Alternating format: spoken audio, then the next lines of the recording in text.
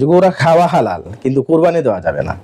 গোরা খাওয়া হালাল কিন্তু হানাফি মাযহাবে মাকরু, কারণ গোরা একটা হচ্ছে আমাদের শক্তি বা শত্রু পক্ষের মোকাবেলা করার জন্য একটা শক্তি, কিন্তু গোরা খাওয়া হালাল। তিক্ত দ্রব্য হরিণ খাওয়া হালাল কিন্তু তা দিয়ে কোরবানি দেওয়া যাবে না, মুরগ দিয়ে কোরবানি দেওয়া যাবে না, হাঁস দিয়ে কোরবানি দেওয়া যাবে না। হালাল এক বিষয়, আর কোরবানি দেওয়ার প্রাণী নির্দিষ্ট করা।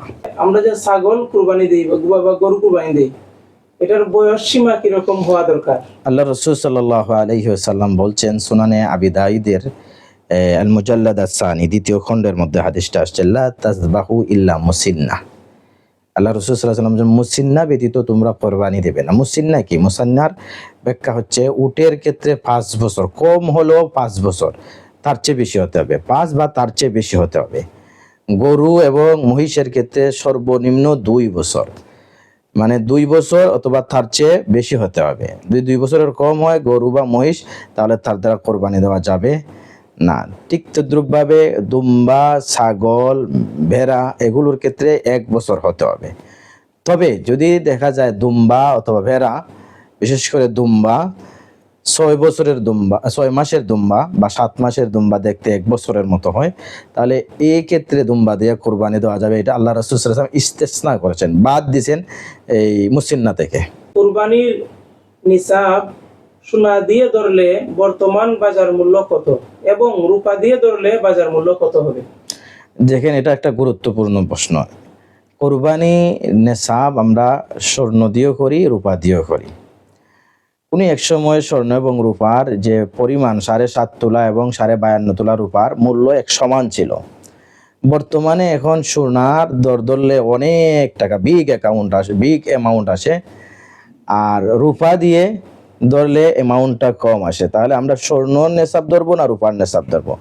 দেখেন, কুরবানি ওয়াজিব হওয়ার ক্ষেত্রে কোনো মানুষের কাছে যদি অল্প টাকা থাকে, তোরা অল্প স্বর্ণ থাকে, অল্প রূপা থাকে, অল্প কিছু ব্যাংকে কিছু টাকা রাখছে, তাহলে সব কিছু মিলিয়ে রূপার নেসাবটা ধরতে হবে, অর্থাৎ 52.5 তোলা রূপার নেসাব ধরতে হবে। যদি 52.5 তোলা, আমি আগেই বলছিলাম যে প্রায় 1 লক্ষ টাকা বা তার চেয়ে সামথিং বেশি। তো 1 লক্ষ টাকা মতন যদি কারো কাছে হাওয়াইজে আসলে প্রয়োজনীয় জিনিসপত্র ব্যতীত বলতে এখানে বোঝানো হচ্ছে যে তার বাড়িঘর এটা হিসাবে আসবে না, তার ঘরের যে আসবাবপত্র আছে ওইগুলো হিসাবে আসবে না, তার দিয়ে এই খাবার দাবারের জন্য চাউল আছে, ধান আছে, যেগুলো সারা বছর চলার জন্য যেগুলো আছে ওইগুলো হিসাবে আসবে না। এবং ধানি জমিন যদি এই পরিমাণ থাকে যে ওই ধান দিয়ে তার বছরের খাবার দাবার চলে, তাহলে ওইটাও বাদ পড়বে, নেসাব থেকে বাদ পড়বে। তো এই পরিমাণ এগুলোকে বাদ দিয়ে এই যে প্রয়োজনীয় জিনিসগুলো এগুলোকে বাদ দেওয়ার পরে যদি কারো কাছে অতিরিক্ত 52.5 তোলা রূপার, আপনি আপনার বাজারে বা আপনার এলাকায় তো এই রূপা, 1 ভরি রূপার দাম কত জিজ্ঞাসা করলেই 52.5 দিয়ে পূরণ দিয়ে যত টাকা আসবে, তা প্রায় 1 লক্ষ টাকার মতন বর্তমানে আছে। যদি ওই অতিরিক্ত জিনিস বাদ দেওয়ার পরে কারো কাছে 1 লক্ষ টাকা এই দিনগুলোতে থাকে, কুরবানির দিনগুলোতে তার কাছে জমা থাকে, তাহলে তার উপর কোরবানি দিতে হবে। আর সোনার ক্ষেত্রে, সোনার দিয়ে আমরা নেসাব, এটা শুধুমাত্র ওই ব্যক্তির ক্ষেত্রে প্রযোজ্য হবে যে কারো কাছে কোনো ধরনের সম্পদ নাই, শুধুমাত্র স্বর্ণ আছে। তাহলে কি তার কাছে 2 ভরি স্বর্ণ আছে, 3 ভরি স্বর্ণ আছে, আর কোনো সম্পদ নাই, তার কাছে অন্য কোনো রূপা নাই, আলাদা কোনো টাকা পয়সা নাই, বা আলাদা কোনো কি নাই, এই ব্যাংক ব্যালেন্স নাই, ব্যবসায়িক কোনো পণ্য নাই, শুধুমাত্র তার কাছে স্বর্ণ আছে, তাহলে এই ক্ষেত্রে তার 7.5 তোলা বা 7.5 ভরি স্বর্ণ থাকলে বা তার সমপরিমাণ মূল্য থাকলে তার উপরে কোরবানি ওয়াজিব হবে। সাধারণত এখন এই স্বর্ণের নেসাবটা আসে না, রূপার নেসাবই ধর্তব্য। আসসালামু আলাইকুম ওয়া রাহমাতুল্লাহি ওয়া বারাকাতুহু। আলহামদুলিল্লাহ, আল্লাহ তাআলার লাখ কোটি শুকর যে আল্লাহ রাব্বুল আলামিন আমাদের একটি দ্বীনি ইসলামী প্রশ্নোত্তর পর্বে আমাদের অনলাইনে যুক্ত হওয়ার তৌফিক দান করেছেন। এটা আল্লাহ তাআলার বহুত বড় মেহেরবানি। দর্শক, আজকে আমরা আল্লামা মিডিয়ার পক্ষ থেকে আমরা এসেছি বিদগ্ধ আলেমে দ্বীন হযরত মাওলানা মুফতি আব্দুল্লাহ আল ফারুক সাহেবের কাছে আমরা কিছু কুরবানি বিষয়ক গুরুত্বপূর্ণ মাসাইল জানার জন্য। আমরা হুজুরের কাছ থেকেই আমরা গুরুত্বপূর্ণ প্রশ্ন উত্তর আমরা শুনবো। যারা কমেন্ট বক্সে আপনারা প্রশ্নগুলা লিখেছিলেন, সেগুলারই আমি হুজুরের কাছে প্রশ্ন করব এবং হুজুর সেগুলার উত্তর দিবেন ইনশাআল্লাহ। তো ভাইয়ার দুস্থ বুজুর্গ, আমাদের সামনে হুজুর আসছেন। হুজুরের সামনে আপনাদের প্রশ্নগুলা ধারাবাহিক বলা হবে ইনশাআল্লাহ। আমরা হুজুরের সাথে আমরা পরিচয় হয়ে নেই। আসসালামু আলাইকুম ওয়া রাহমাতুল্লাহি ওয়া বারাকাতুহু। ওয়ালাইকুম আসসালাম ওয়া রাহমাতুল্লাহি ওয়া বারাকাতুহু। হুজুর, আমরা আল্লামা মিডিয়ার পক্ষ থেকে আসছিলাম দর্শকদের কিছু প্রশ্নের উত্তর নেওয়ার জন্য। জি, সর্বপ্রথমে আল্লাহ তাআলার শুকরিয়া জ্ঞাপন করছি, যিনি আমাদেরকে দিনের উপর চলার এবং দিনের জ্ঞান অর্জন করার এবং দিনের আবেগ আমাদের মধ্যে দান করেছেন। এবং পাশাপাশি আমি আল্লামা মিডিয়ার কৃতজ্ঞতা প্রকাশ করছি যে তারা আজকের এই অনুষ্ঠানের আয়োজন করেছেন এবং এই অনুষ্ঠান যারা শুনছেন এবং দেখবেন সবাইকে আন্তরিক শুভেচ্ছা জানাচ্ছি। হুজুর, দর্শকদের জানতে ইচ্ছে যে আমাদের সামনে ঈদের কুরবানি আসতেছে। কুরবানি ঈদের গুরুত্ব, ইতিহাস, সেই সম্পর্কে আমরা কিছু জানতে চাচ্ছি। আলহামদুলিল্লাহি রাব্বিল আলামিন ওয়াল আকিবাতু লিল মুত্তাকিন والصلاة والسلام على النبي الأمين وعلى آله وأصحابه أجمعين. أما بعد فأعوذ بالله من الشيطان الرجيم. بسم الله الرحمن الرحيم. رب هب لي من الصالحين. আমরা সকলে জানি কোরবানি আর আগামী শনিবারে আমাদের কোরবানির দিন, ইয়াউমুল আযহা, মুসলিম বিশ্বের সর্ববৃহৎ আনন্দের দিন, ঈদের দিন। এই ঈদের সাথে হযরত ইব্রাহিম আলাইহিস সালাতু ওয়াস সালামের অনেক বিষয় সম্পৃক্ত। ইতিহাস, এই কোরবানির ইতিহাস বললেই আমরা ইব্রাহিম আলাইহিস সালাতু ওয়াস সালামের মিল্লত, ইব্রাহিম আলাইহিস সালাতু ওয়াস সালাম এবং ইসমাঈল আলাইহিস সালাতু ওয়াস সালামের সেই স্মৃতি বিজড়িত ঘটনাগুলো স্মরণ হয়ে যায়। হযরত ইব্রাহিম আলাইহিস সালাতু ওয়াস সালাম শেষ বয়সে রব্বি হাবলি মিনাস সালিহিন বলে দোয়া করলেন আল্লাহর কাছে, হে আল্লাহ, আমাকে একটা নেককার সন্তান দান করো। আল্লাহ তাআলা হযরত ইব্রাহিম আলাইহিস সালাতু ওয়াস সালামকে ফাবাশশারনাহু বিগুলামিন হালিম, সহনশীল একটি সন্তানের সুসংবাদ দিলেন। অর্থাৎ আল্লাহ তাআলা হযরত ইসমাঈল আলাইহিস সালাতু ওয়াস সালামকে দান করলেন। ইসমাঈল আলাইহিস সালাতু ওয়াস সালাম যখন একটু বড় হলেন, তখন হযরত ইব্রাহিম আলাইহিস সালাতু ওয়াস সালাম স্বপ্নে দেখলেন যে প্রিয় বস্তু জবাই করা, বিশেষ করে হযরত ইসমাঈল আলাইহিস সালাতু ওয়াস সালামকে জবাই করা। এখানে অনেক লম্বা কাহিনী, আমি সংক্ষেপে বলছি।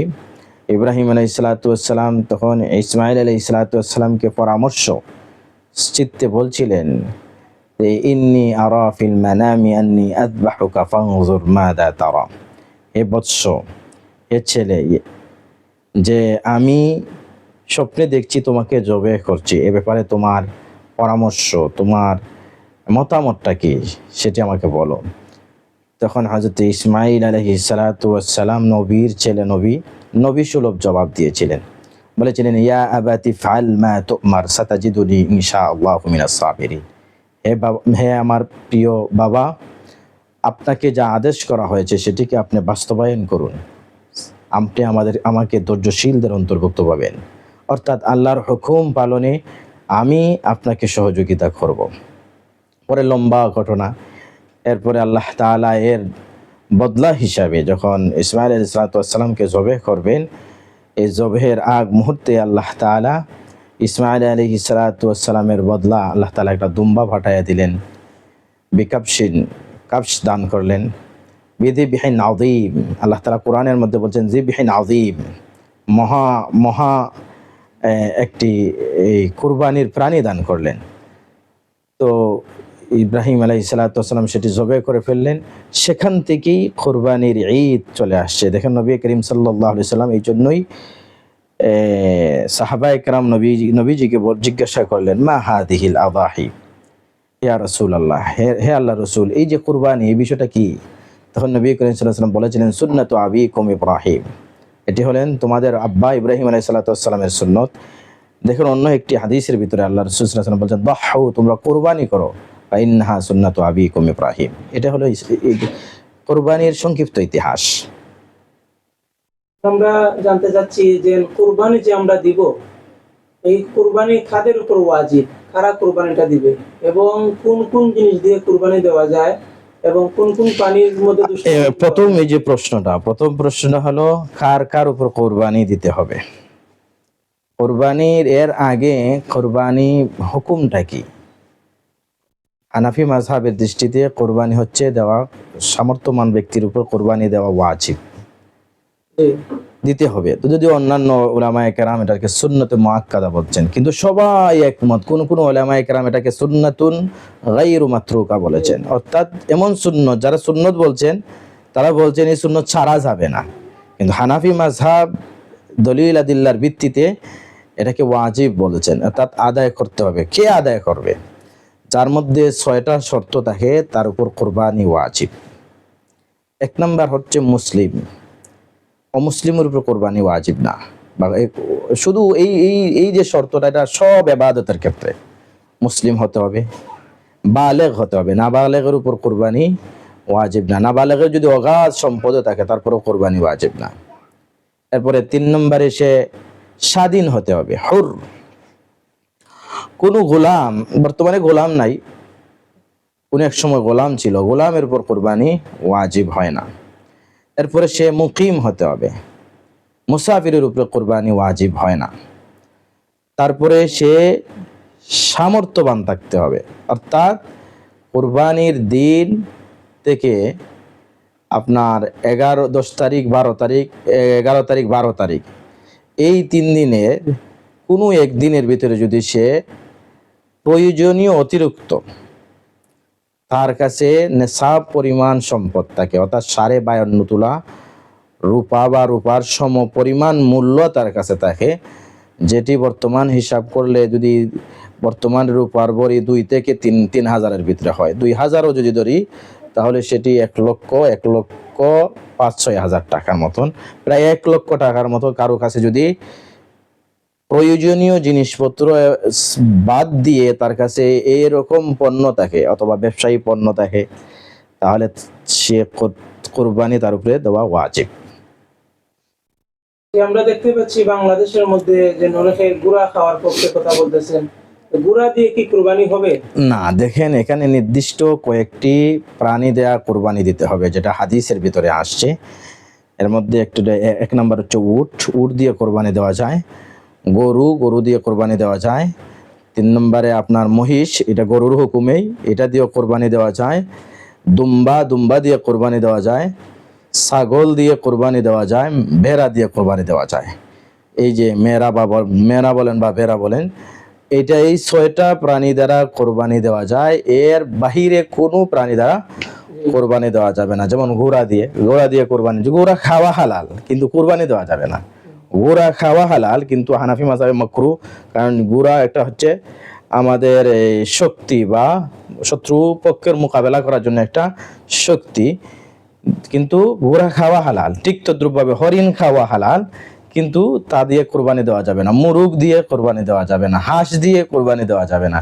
হালাল এক বিষয়, আর কোরবানি দেওয়ার প্রাণী নির্দিষ্ট করা। আমরা যে গুরুত্বপূর্ণ আমরা আলোচনা শুনছিলাম, প্রশ্ন শুনছিলাম, উত্তর আমরা শুনতে পাচ্ছি। তো একজন আমাদের প্রশ্ন করেছেন আমিও মানুষ আইডি থেকে, যে উনি বলতেছেন আসসালামু আলাইকুম। ওয়ালাইকুম আসসালাম ওয়া রাহমাতুল্লাহ। হুজুরের কাছে প্রশ্ন, গণতন্ত্র দিয়ে কি ইসলাম প্রতিষ্ঠা সম্ভব? আজকের মওদুর বাইরে এটা বিষয়টা। জি আচ্ছা ভাই, দুঃখিত, এটা আলোচনা করার বিষয়, বা এখানে আমরা আলোচনা করতে পারতাম, কিন্তু এটা অনেক লম্বা বিষয়। এটা এই লাইভে একটা লাইভ, এটা আলাদা একটা স্বতন্ত্র লাইভ দরকার এই মওদুর জন্য, এই বিষয়ের জন্য। এখন আমরা শুনতে পাচ্ছি যে কুরবানি বিষয়ক আমরা প্রশ্ন করব ইনশাআল্লাহ। কুরবানি বিষয়ে আমরা জানতে চাই হুজুরের কাছে, যে আমরা যে ছাগল কুরবানি দেই বা গরু কুরবানি দেই, এটার বয়স সীমা কিরকম হওয়া দরকার? আল্লাহ রাসূল সাল্লাল্লাহু আলাইহি ওয়াসাল্লাম বলছেন, সুনানে আবি দাউদের আল মুজাল্লাদ আস-সানি 2য় খণ্ডের মধ্যে হাদিসটা আসছে, লা তাযবাহু ইল্লা মুসিন্না। আল্লাহ রাসূল সাল্লাল্লাহু আলাইহি ওয়াসাল্লাম মুসিন্না ব্যতীত তোমরা কোরবানি দেবে না। মুসিন্না কি? মুসান্নার ব্যাখ্যা হচ্ছে উটের ক্ষেত্রে 5 বছর, কম হলো 5 বছর, তার চেয়ে বেশি হতে হবে, 5 বা তার চেয়ে বেশি হতে হবে। গরু এবং মহিষের ক্ষেত্রে সর্বনিম্ন 2 বছর, মানে 2 বছর অথবা তার চেয়ে বেশি হতে হবে। যদি 2 বছরের কম হয় গরু বা মহিষ, তাহলে তার দ্বারা কোরবানি দেওয়া যাবে না। ঠিক তদ্রুপভাবে দুম্বা, ছাগল, ভেড়া এগুলোর ক্ষেত্রে 1 বছর হতে হবে। তবে যদি দেখা যায় দুম্বা অথবা ভেড়া, বিশেষ করে দুম্বা 6 বছরের দুম্বা, 6 মাসের দুম্বা বা 7 মাসের দুম্বা দেখতে 1 বছরের মতো হয়, তাহলে এই ক্ষেত্রে দুম্বা দিয়ে কোরবানি দেওয়া যাবে। এটা আল্লাহ রাসূল সাল্লাল্লাহু আলাইহি ওয়াসাল্লাম ইস্তেসনা করেছেন, বাদ দিয়েছেন এই মুসিন্না থেকে। আলহামদুলিল্লাহ, গুরুত্বপূর্ণ আলোচনা শুনছিলাম। এরপর যে আমাদের রহিমউদ্দিন বিপ্লবী আইডি থেকে এক ভাই প্রশ্ন করেছেন। উনি আসসালামু আলাইকুম ওয়া রাহমাতুল্লাহ। ওয়ালাইকুম আসসালাম। উনি বলতেছেন, আশা করি হুজুর ভালো আছেন। আমার কয়েকটি প্রশ্ন। 1 নম্বর প্রশ্ন, যে কুরবানির নিসাব সোনা দিয়ে ধরলে বর্তমান বাজার মূল্য কত এবং রূপা দিয়ে ধরলে বাজার মূল্য কত হবে? দেখেন, এটা একটা গুরুত্বপূর্ণ প্রশ্ন। কোরবানি নেশাব আমরা স্বর্ণ দিয়েও করি, রূপা দিয়েও করি। উনি এক সময় স্বর্ণ এবং রূপার যে পরিমাণ 7.5 তোলা এবং 52.5 তোলা রূপার মূল্য এক সমান ছিল। বর্তমানে এখন সোনার দর ধরলে অনেক টাকা, বিগ অ্যামাউন্ট আসে, আর রূপা দিয়ে ধরলে অ্যামাউন্টটা কম আসে। তাহলে আমরা স্বর্ণ নেশাব ধরবো না রূপার নেশাব ধরবো?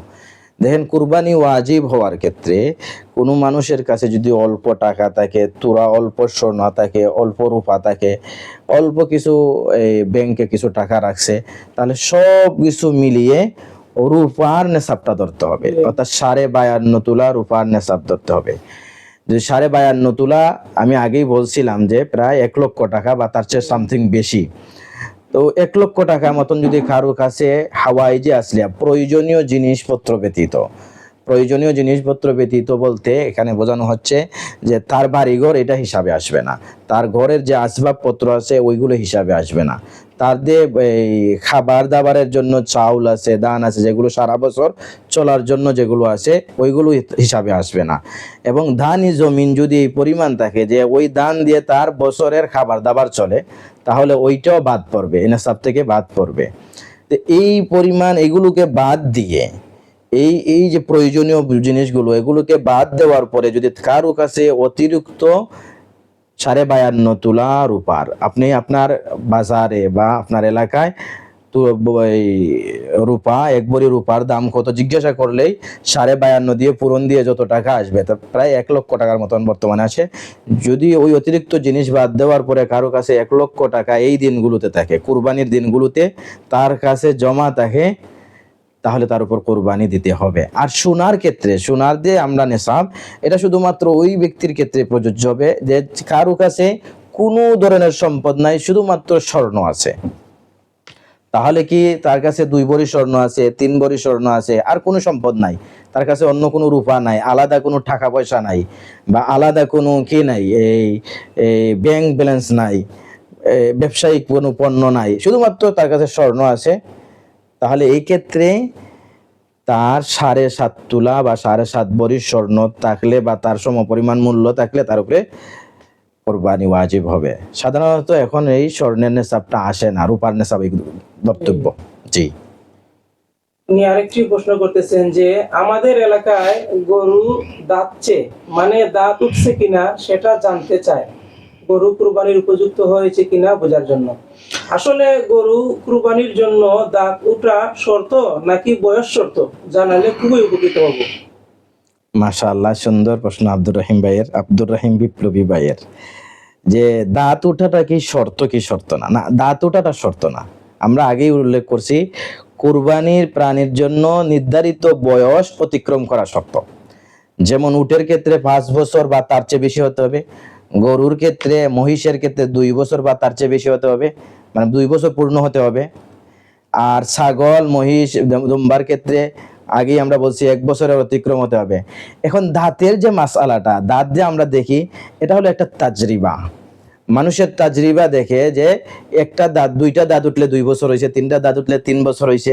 আর মানুষের তাজরিবাও দেখা যায়, যদি দেখা যায় যে আসলে সত্যি এরকম যে একটা দাঁত উঠলে 1 বছরের আগে একটা দাঁত উঠে না, 2 বছরের আগে দুইটা দাঁত উঠে না, বা দাঁতের যে তাজরিবা, দাঁত দিয়ে যে বয়স নির্ধারণ করা হয়, এটা হচ্ছে ব্যবসায়িক যারা, এরা ভালো বোঝেন, দাঁত দেখে বয়স অনুমান করতে পারেন। এটা অনুমান করতে গিয়ে কোনো সমস্যা নেই। তবে দাঁত মানে দাঁত বয়স হয়ে গেছে কিন্তু দাঁত উঠে নাই, তার দ্বারা কুরবানি দেওয়া যাবে না, এরকম না বিষয়টা। জি, জাযাকাল্লাহ। আমিও মানুষ আইডি থেকে এক ভাই প্রশ্ন করেছেন, সৌদির সাথে মিলে বাংলাদেশের অনেক জায়গায় ঈদ উদযাপন করা হচ্ছে, এখন তাদের কুরবানি ঈদের নামাজ হবে কি না? দেখেন, আমার ভাইয়ের সুন্দর একটি প্রশ্ন, অত্যন্ত গুরুত্বপূর্ণ একটা। এই প্রশ্নটা অনেক বিশ্লেষণের প্রয়োজন। আপনি কি সৌদির সাথে মিলিয়ে কুরবানি করবেন, নাকি ইবাদত করবেন সূর্য এবং চন্দ্রের সাথে মিলিয়ে? আল্লাহ তাআলা বিভিন্ন জায়গায় এবং নবী করিম সাল্লাল্লাহু আলাইহি সাল্লাম বিভিন্ন জায়গায় ইবাদতকে হয়তো সূর্যের সাথে অথবা চন্দ্রের সাথে সম্পৃক্ত করে দিয়েছে, এবং যে অঞ্চলের চন্দ্রের যে অবস্থান, সেই অবস্থান অনুযায়ী আপনি ইবাদত করবেন। জোহরের ওয়াক্ত সৌদি আরবের জোহরের ওয়াক্তের সাথে আমরা যেভাবে জোহরের ওয়াক্ত মিলাই না, ঠিক তদ্রুপভাবে সৌদি আরবের কুরবানির দিনের সাথে আমাদের দিনকে আমরা মিলাবো না, বরং আমাদের এখানে 10 তারিখ যেদিন, সেদিনই আমরা কুরবানি দেব। যারা দিচ্ছেন, আল্লাহ তাআলা তাদেরকে হেদায়েত দান করুন, সঠিক বুঝ দান করুন, এবং তাদেরকে আমরা বলি আরো চিন্তা ফিকির করুন, এবং বিজ্ঞ আলেমের কাছে এই মাসআলাটার জন্য ঘন্টা 1.5 ঘন্টা সময়ের প্রয়োজন আলোচনা করার জন্য, এই বিভিন্ন বিশ্লেষণ করার জন্য। এই জন্য বিজ্ঞ আলেমের কাছে আপনারা গিয়ে এই বিষয়টা আরো যাচাই বাছাই করেন, তাহলে বিষয়টা বুঝতে পারবেন এবং সঠিক জিনিসটা আন্দাজ করতে পারবেন। কারণ যুগে যুগে সালফে সালেহিন সবাই নিজ নিজ অঞ্চলে নিজ নিজ চাঁদ এবং সূর্যের আলোকে ইবাদত করছেন। আশা করি ভাই উত্তরটি বুঝতে পেরেছেন। জাযাকাল্লাহ। আমাদের এই আরেক ভাই আবুল হাসান আইডি থেকে একটি প্রশ্ন এসেছে, হুজুরকে সালাম দিয়েছেন, আসসালামু আলাইকুম। ওয়ালাইকুম আসসালাম ওয়া রাহমাতুল্লাহি ওয়া বারাকাতুহু। আমার প্রশ্ন হলো, কোন ব্যক্তির উপর কোন ব্যক্তির উপর কুরবানি ওয়াজিব হয়? আমরা এটা প্রথম দিকে আলোচনা করছি, আর আমার ভাই এটা আশা করি শুনছেন। দ্বিতীয় প্রশ্ন, বড় পশু 7 ভাগের কমে কুরবানি দেওয়া যাবে কি? দেখেন, রাসূল করিম সাল্লাল্লাহু সুনানে আবি দাউদের একটি হাদিস, আল্লাহ রাসূল সাল্লাল্লাহু আলাইহি ওয়াসাল্লাম বলছেন, আল বাকারাতু আন সাবআতিন ওয়াল জাযুরু আন সাবআতিন। এরপরে নবীজির সাহাবীও এক কথা বলছেন যে, কুন্না নাতামাত্তাউ ফি আহদি রাসূলিল্লাহি সাল্লাল্লাহু আলাইহি ওয়াসাল্লাম ওয়া নাযবাহুল বাকারাতা আন সাবআতিন ওয়াল জাযুর আন সাবআতিন। অর্থাৎ গরু, উট, মহিষের ক্ষেত্রে আমরা সর্বোচ্চ 7 ভাগে কোরবানি দিতে পারি। এর অর্থ এটা না যে 7 ভাগেই কোরবানি দিতে হবে। এর অর্থ হচ্ছে আমরা 2 জন মিলে একটা গরু কোরবানি দিতে পারি, তখন আমাদের গোশত বন্টন কিভাবে হবে? 2 ভাগে ভাগ হবে। 3 জনে মিলে আমরা কোরবানি গরু বা উট বা মহিষ 3 জনে মিলে দিতে পারি, তাহলে আমাদের 3 ভাগ হয়ে যাবে, মানে আমরা 3 অংশ হলো। অর্থাৎ সর্বশেষ কত অংশ পর্যন্ত, কতজন মানুষে মিলে একটা কোরবানি গরু দিতে পারবেন বা মহিষ দিতে পারবেন? সর্বোচ্চ 7 জন। এর অর্থ এটা না যে আমাদের সমাজে অনেকে ভুল বোঝে, 7 জনে দিতেই হবে। না, 7 জনে না, সর্বশেষ কতজনে শরীক হতে পারবেন? 7 জন শরীক হতে পারবেন, এটা হলো সর্বশেষ সীমানা। কিন্তু এর নিচে আপনি 6 জন, 5 অংশ, 3 অংশ, 2 অংশ দিতে পারেন, অথবা নিজে একাও দিতে পারেন। উনি আরেকটি প্রশ্ন করছেন যে 7 শরীকের কুরবানি দেওয়ার নিয়ম কি? 7 শরীকের কুরবানি বলতে, যদি আপনারা 7 জনে মিলে একটা গরু কুরবানি দিলেন, 7 জনে মিলে, মানে এর অর্থ হলো যে একটা গরু কিনলেন 70,000 টাকা দিয়ে, তো 7 জনে মিলে যদি দেন তাহলে প্রত্যেক ভাগায় কত পড়বে? 10,000 টাকা করে। আপনারা 10,000 টাকা দিলেন, 7 জনে মিলে এটা কোরবানি দিলেন, মানে জবাই করলেন। জবাই করার পরে এটা তো আপনাদের নিয়ত অনুযায়ী কুরবানিটা হয়ে গেল। এখন গোশত যদি আপনারা মনে করেন যে সবাই মিলে বন্টন করে দিবেন, অথবা আপনাদের গোশত, প্রত্যেকের গোশত যার যার গোশত নিয়ে যাইবেন, তাহলে 7 ভাগ করে নিয়ে যাইবেন। কিন্তু আগে আমি একটা জিনিস বলছি যে আমাদের সমাজের অনেক মানুষে ভুল বুঝেন যে 7 ভাগই দিতে হবে। না, 7 ভাগে দেওয়ার কোনো জরুরি না। আপনারা 2 জনে মিলে যদি, আপনারা 2 ভাই মিলে একটা গরু কিনলেন, তাহলে কি 7 নাম দিতে হবে? না, 7 নাম দেওয়া তো তখন জরুরি না। আপনারা 2 ভাই মিলে দিয়েছেন, 2 নাম দিতে পারেন। হ্যাঁ, আপনারা যদি মনে করেন যে 7 নাম আরো 2টা 3টার নাম বাড়াই, যেমন আমি 3 নাম নিলাম, আমার ভাই 4 নাম নিল, তো উনি 4 নামে 40,000 টাকা দিবে, আমি 3 নামে 30,000 টাকা দিলাম।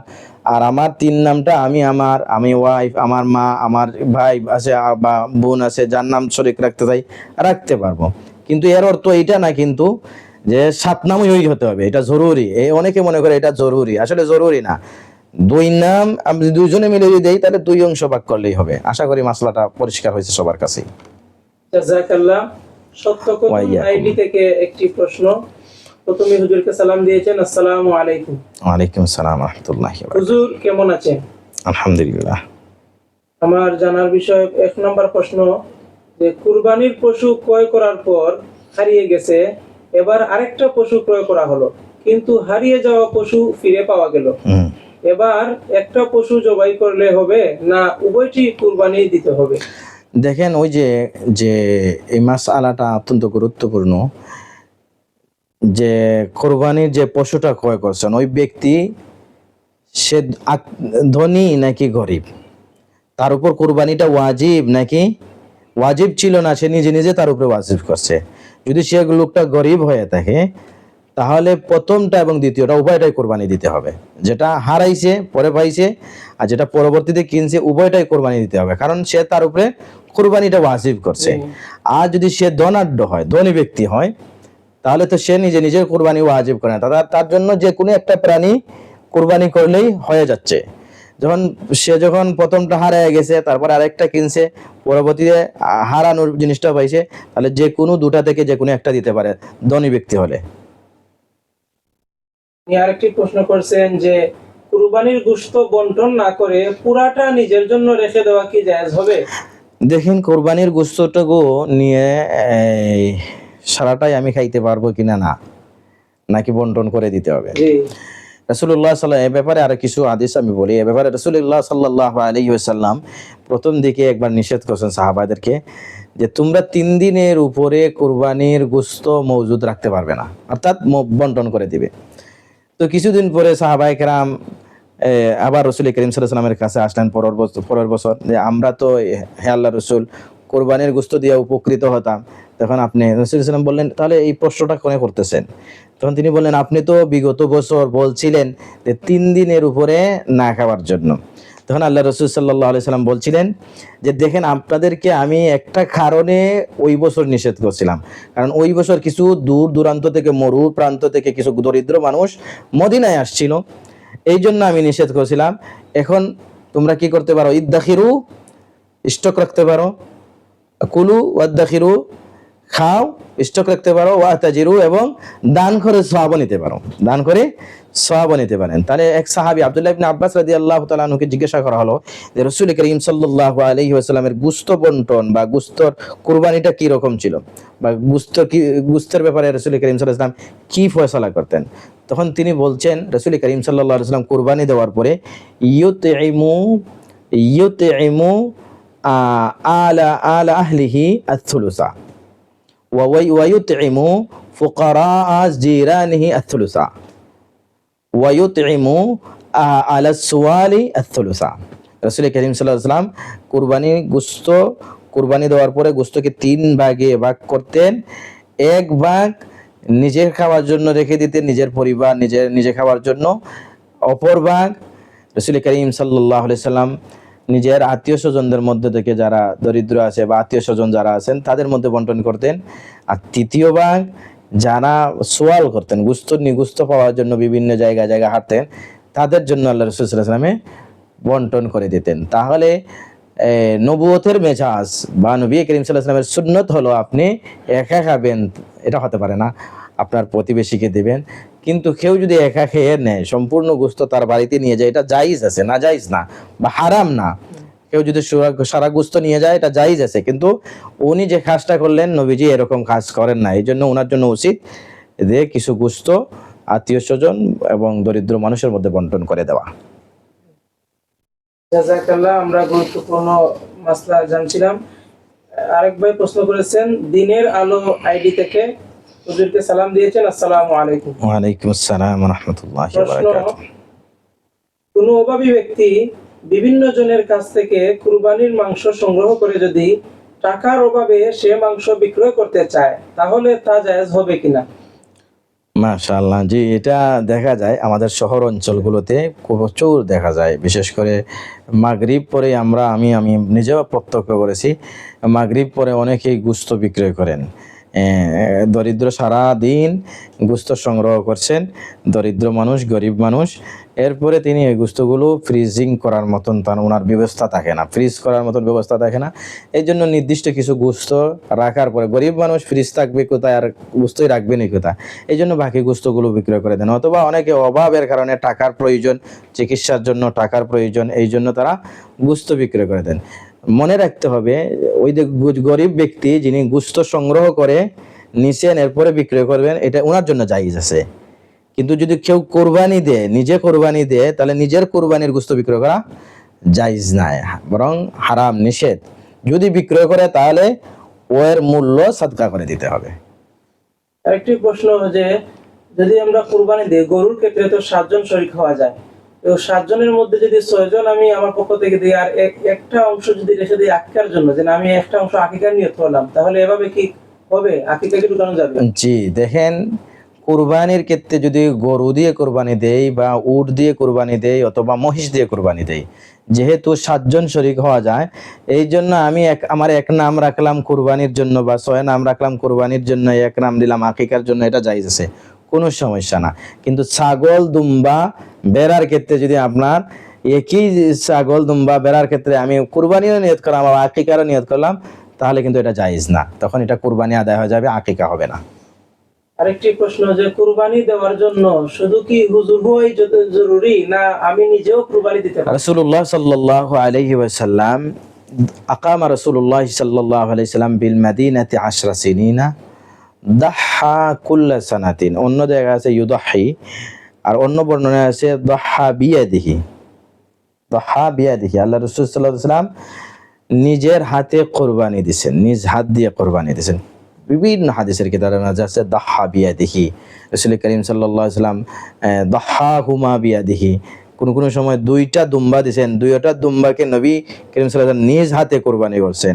তাহলে নিজ হাতে কোরবানি করাটা হলো উত্তম। নিজ হাতে কোরবানি, আমি যদি পারি নিজ হাতে কোরবানি দেওয়া উত্তম। হুজুর হওয়া শর্ত নাই। হুজুর হওয়া, আমাদের সমাজে সব কিছুতে হুজুরকে লাগাই, আর হুজুরকে কোনো হাদিয়া দিতে গেলে আজ একটা কাজ করাই, তারপরে হাদিয়া দেয়। আরে ভাই, হুজুরকে আপনি হাদিয়া দেবেন, কাজ করানোর দরকার কি? কুরবানি করবে, এরপরে হুজুরকে হাদিয়া দেবে। আরে হুজুরে তো এমনি হাদিয়া দেন না, দোয়া পাইবেন ইনশাআল্লাহ। হুজুরকে হাদিয়া দিচ্ছেন কিসের জন্য? দোয়া পাওয়ার জন্য। আচ্ছা, ভাইয়ের প্রশ্নটা হচ্ছে যে হুজুর কি শর্ত? না, হুজুর হওয়া শর্ত না। নিজের কোরবানি নিজে দিতে পারলে ভালো, যদি না পারি তাহলে অন্য যে কোনো একজনকে দিয়ে দিতে পারি। সেটা সাধারণ মানুষ, স্কুলের স্টুডেন্ট বা মাদ্রাসার স্টুডেন্ট, অথবা হুজুর, মসজিদের ইমাম সাহেব, যে কোনো মানুষের দেয়া কোরবানি দিতে পারি। তবে উত্তম হলো কোরবানি দেওয়ার সময় নিজে উপস্থিত, কমপক্ষে নিজে উপস্থিত থাকা। জি। আরেক ভাই প্রশ্ন করেছেন, কাজল আহমদ, আসসালামু আলাইকুম হুজুর। ওয়ালাইকুম আসসালাম ওয়া রাহমাতুল্লাহ। আমাদের মসজিদের মিম্বরে 4টা সিঁড়ি, ইমাম সাহেব 4র্থ সিঁড়িতে বসে খুতবা দেন, কিন্তু মুসল্লিরা বলে নিচের সিঁড়িতে বসে দিতে হবে, উপরে বসলে নাকি গুনাহ হবে। এ ব্যাপারে ইসলাম কি বলে? দেখেন, মাসআলাটা যদিও আজকের মওদু বা আজকের আলোচ্য বিষয়ের সাথে নয়, তবে মুসল্লিরা যা বলছেন তা ভুল। কারণ ইমাম সাহেব প্রথম, দ্বিতীয়, তৃতীয় যে কোনো তলায় বসে তিনি খুতবা দিতে পারেন, এবং বর্তমান মক্কার ইমামরাও এবারে সর্বোচ্চ উপরের তলায় বসেই খুতবা দিচ্ছেন। সুতরাং মুসল্লিরা এক্ষেত্রে ভুল করছেন, ইমাম সাহেব এক্ষেত্রে সঠিক। এ নিয়ে ঝগড়াঝাটি না করার জন্য অনুরোধ জানাচ্ছি, এবং ইমাম সাহেব এই বিষয়টা মুসল্লিদেরকে বুঝিয়ে বললে আশা করি মুসল্লিরা বুঝতে পারবেন। ইমাম সাহেব যদি মুসল্লিদের নিকট কুরবানির গোশতের জন্য দাবি করেন, চান, তাহলে এটা কি জায়েজ হবে? মানে ইমাম সাহেব কেন চাবেন? দেখেন, ইমাম সাহেবকে আপনারা ইমাম সাহেব চাওয়ার কথা না। আমাদের সমাজে আজকের ইমাম সাহেবরা অবহেলিত। ইমাম সাহেবরা সব দিক দিয়ে অবহেলিত। যদিও দেখেন আরব কান্ট্রিতে যান, সেখানে ইমাম সাহেবরা নিজেরা হন ডোনার, কারণ তাদের মান্থলি ইনকাম অনেক বেশি। একজন ইমাম সাহেব 3 লক্ষ 4 লক্ষ টাকা মাসে ইনকাম করতেছেন। দিতে। আমাদের দেশের মসজিদগুলোর হাদিয়া একদম কম, এই জন্য হয়তো কোনো ইমাম সাহেব চাইতে পারেন। এটা উনি যদি ইমাম সাহেব ধনী হতে পারেন, গরিব হতে পারেন, ইমাম সাহেবের রুচি যদি চাওয়ার রুচি থাকে তাহলে চাইতে পারেন। তিনি দরিদ্র হলে চাওয়াটা ওনার জন্য ঠিক আছে, কিন্তু উনি চাইবেন তারপরে আপনি দিবেন, এটা কেন হবে? হ্যাঁ, ইমাম সাহেব তো একজন সম্মানিত ব্যক্তি, যার পিছনে আপনি 5 ওয়াক্ত নামাজ পড়েন, শুক্রবারে ওনার বয়ান কথা দিয়ে সারা এলাকাটা উনি গাইডলাইন দেন। উনি একজন সম্মানিত ব্যক্তি, মুকাররাম, মুশরিফ। ওনাকে আপনি সম্মান দিবেন, সম্মান দিয়ে ওনার জন্য আপনি না চাইতেই, যে ইমাম সাহেবরা চান না তাদেরকে আরো বেশি উপঢৌকন দেওয়ার দরকার। তাহলে দেখবেন ইমাম সাহেবরা চাবেন না, ইমাম সাহেবরা আরো বেশি রুচিশীল হবে না। আমাদের ইমাম সাহেবরা আলহামদুলিল্লাহ রুচিশীল, তারা হয়তো 1-2টা ঘটনা ঘটতে পারে, কিন্তু আমাদের সমাজের লোকেরা নিজেদেরটা বুঝে কিন্তু ইমাম সাহেবটা বুঝে না। নিজেদের ছেলের ক্ষেত্রে 50,000 টাকার স্যালারি প্রয়োজন, কিন্তু ইমাম সাহেব তিনি মাস্টার্স কমপ্লিট করে না যাই করেন, ওনার স্যালারি তারা 3,000 টাকাই দিবে, এটাই নিয়ত করছে, বা 10,000 টাকাই দিবে। মসজিদের ফান্ডে কোটি কোটি টাকা থাকুক, ইমাম সাহেবের বেতন বাড়াবে না। আর ইমাম সাহেবের হাদিয়া দেওয়ার ক্ষেত্রে ইমাম সাহেব চাইবেন কেন? এই রুচি আসে কেন আপনার? আপনি ইমাম সাহেবকে না চাইতে দিয়ে আসেন, হাদিয়া নিয়ে দিয়ে আসেন, ইমাম সাহেব আপনাকে দিল থেকে দোয়া করবেন। আলহামদুলিল্লাহ, জাযাকাল্লাহ।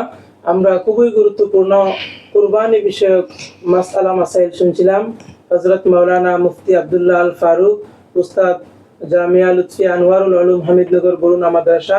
আমরা আশা করি হুজুর প্রতি সপ্তাহে এভাবে আমাদেরকে গুরুত্বপূর্ণ প্রশ্নোত্তর পর্বের সুযোগ দিবেন।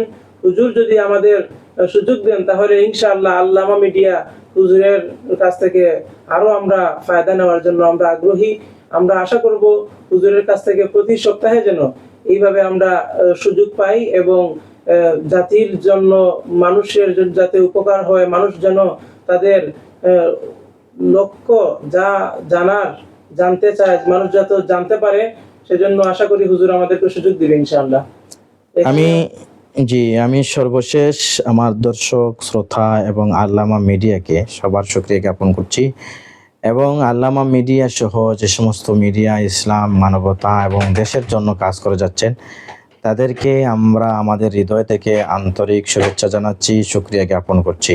এবং আল্লামা মিডিয়া যে কার্যক্রমগুলো চালাচ্ছে বা চালিয়ে যাচ্ছে, এর জন্য আমি আল্লাহ তাআলার দরবারে আল্লামা মিডিয়াকে যেন আল্লাহ তাআলা নাজাতের ওসিলা হিসেবে কবুল আর মঞ্জুর করেন, এবং তার দক্ষ পরিচালককে আল্লাহ তাআলা যেন সব ধরনের বিপদ আপদ থেকে হেফাজত করেন।